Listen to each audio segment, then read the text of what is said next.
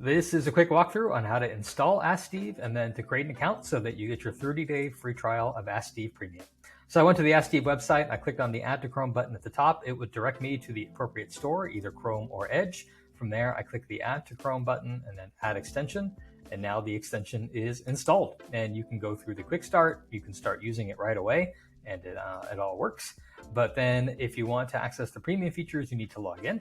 And the way you do that is you click the Ask Steve purple lightning bolt tab to open up the side panel, then click on the gear icon to log in, and then you click the login button, or you create a new account with email and password. So I'm going to click login with Google. It's going to walk me through doing all that. And once it's complete, I'm now logged in, and you'll see a message up here saying you're currently enrolled in the free trial, and you will have 30 days remaining on your trial in which to try out all the premium features, including our integrations with a number of premium services and being able to connect to any model that you want.